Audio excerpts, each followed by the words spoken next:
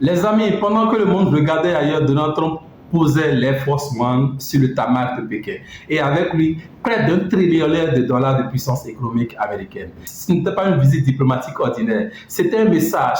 Et ce message, Pékin l'a parfaitement compris. Ce qui se joue en ce moment entre Washington et Pékin dépasse largement le cadre d'un simple sommet commercial. Et derrière les poignées de main et les tapis rouges, c'est un bras de fer stratégique global qui se joue, qui se déroule en Asie, au Moyen-Orient, dans l'Arctique et jusque dans le Golfe Persique. Un bras de fer dont l'issue va redessiner les équilibres du monde pour les 10 prochaines années. Dans cette vidéo, on décortique tout, la stratégie américaine, les failles chinoises, le dossier iranien et ce que Trump veut vraiment obtenir de Xi Jinping derrière des portes closes. Bienvenue sur la chaîne. Quelle que soit ta position géographique, quelle que soit l'heure à laquelle vous tombez sur cette vidéo, bonjour, bonsoir. Si tu es ici, c'est que tu veux comprendre la géopolitique mondiale au-delà des titres de presse avec rigueur, sans raccourci et sans complaisance. C'est exactement ce qu'on fait ici à chaque vidéo. Avant qu'on entre dans le vif du sujet, si cette analyse t'apporte de la valeur, la moindre des choses que tu puisses faire, c'est d'appuyer sur le bouton like. Ça prend juste 2 secondes et ça aide énormément la chaîne à grandir.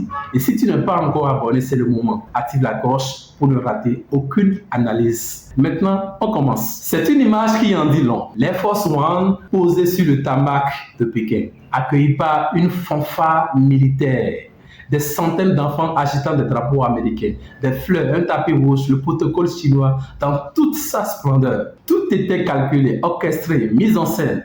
Parce qu'en diplomatie, l'image est un message. Et ce message était clair. Pékin respecte Donald Trump. Ce n'était pas pourtant toujours le cas. La dernière fois qu'un président américain foulait le sol chinois, c'était Trump lui-même.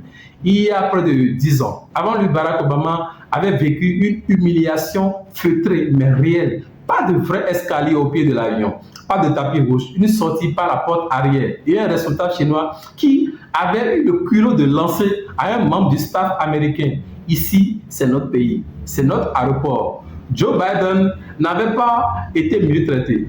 Cette fois, le ton est radicalement différent. Trump arrive en concurrent, ou du moins, Pékin tient à lui donner l'impression. C'est totalement fou ce qui se passe. À bord de la Force One, ce jour-là, il n'y avait pas que les diplomates. Trump avait embarqué avec une sélection de titans de l'économie américaine. Elon Musk, le PDG de Nvidia, Jason Park, récupéré une Instrumis lors d'une escale en Alaska après avoir failli être oublié de la liste. Les dirigeants de Boeing, dépollés de visa, ont eux voyagé séparément. Au total, la fortune cumulée de ces hommes frôle le trillion de dollars. Ce n'était pas un hasard. Trump ne vient pas à Pékin pour faire de la philosophie, il vient pour faire des affaires.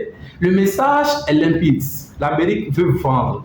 Elle veut que la Chine achète des avions Boeing propulsés par des moteurs General Electric, qu'elle devienne dépendante des puces américaines, pas les plus avancées bien sûr, mais suffisamment pour créer un lien stratégique. Elon Musk veut écouler cette Tesla sur le marché chinois. Apple veut que les consommateurs chinois continuent d'acheter des iPhones. Et Trump exige que Pékin maintienne cette gigantesque commande auprès des agriculteurs américains.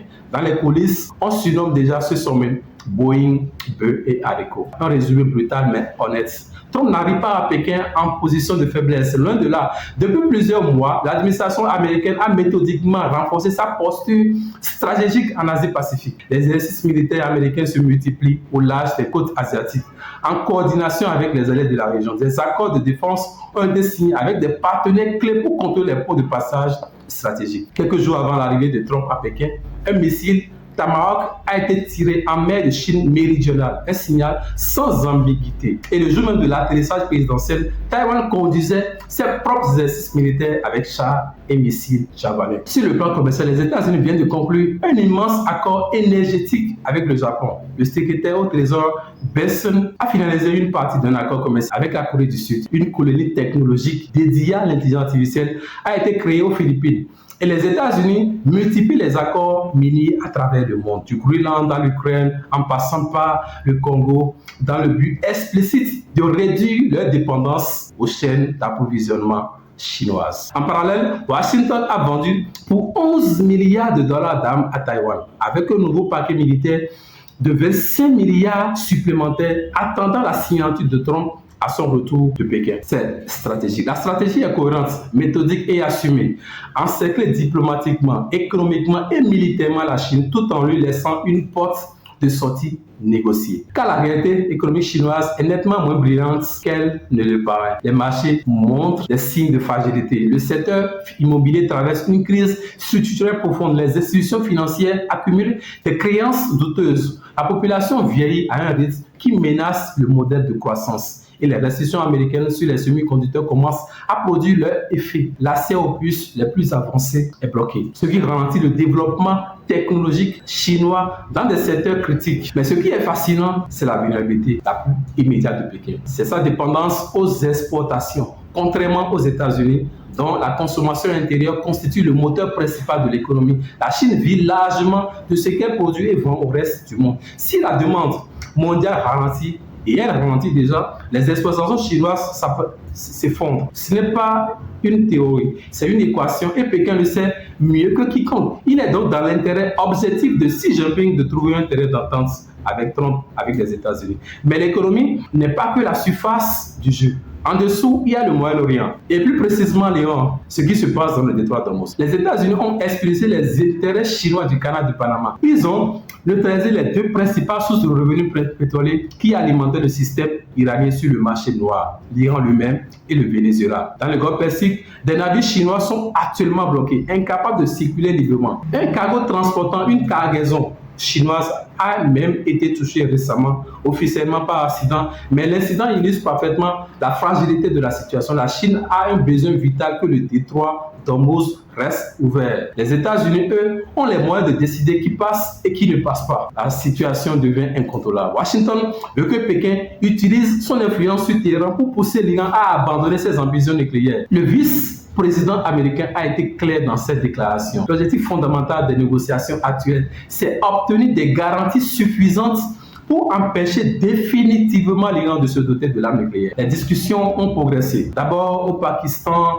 puis depuis, mais le seuil d'acceptabilité n'est pas encore atteint. Il faut pouvoir regarder le peuple américain dans les yeux et lui garantir qu'un régime comme celui de Téhéran n'aura jamais accès aux armes les plus destructives de la planète du monde, c'est-à-dire l'arme nucléaire. La Chine est le principal partenaire commercial de l'Iran et tout le monde le sait. Elle achète son pétrole, lui fournit des technologies et lui sert d'amortisseur économique face aux sanctions occidentales. Si Pékin décide de réduire cette pression, l'Iran se retrouve dans une situation bien plus difficile. C'est précisément ce que Trump veut obtenir de Xi Jinping. Pour autant, Trump n'arrivera pas à Pékin les mains vides en termes de concessions possibles. Il pourrait réactiver le projet Freedom qui permettrait aux pétroliers chinois de reprendre leur route dans le Golfe. Mais le projet est suspendu. 2 jours après son lancement, du moins. Les routes maritimes ouvertes, c'est de l'oxygène pour l'économie chinoise. C'est la monnaie d'échange que Washington est prêt à utiliser en échange d'une pression réelle sur Téhéran.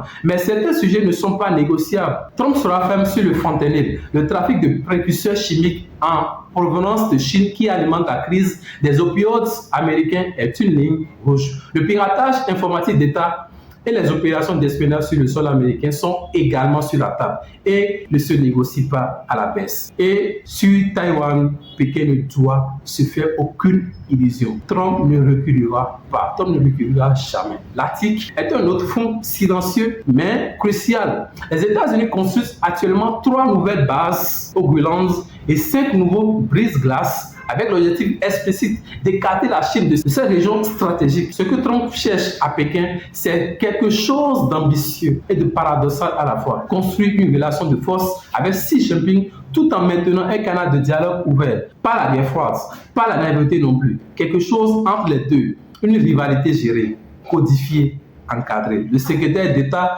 Rubio l'a dit, sans détour, la Chine est à la fois le plus grand défi géopolitique et la relation la plus importante que les États-Unis doivent gérer. Une grande puissance dont les intérêts entreront inévitablement en conflit avec ceux de Washington, mais avec laquelle des domaines de coopération existent et méritent d'être explorés. La paix est dans l'intérêt de tout le monde, de l'Iran qui étouffe sous les sanctions de la Chine dont l'économie a besoin de stabilité et des États-Unis qui préfèrent vendre que combattre. Mais cette paix elle ne se négocie qu'à partir d'une position de force. Et pour l'heure, cette position, c'est Washington qui la détient. Tous les regards sont désormais tournés vers Pékin. Voici la fin de notre décryptage. Quelle que soit votre position géographique, quelle que soit l'heure à laquelle vous tombez sur cette vidéo, n'oubliez pas de liker la vidéo, de prendre quelques secondes, de vous abonner à la chaîne et d'activer la cloche pour ne manquer aucune de nos prochaines décryptages.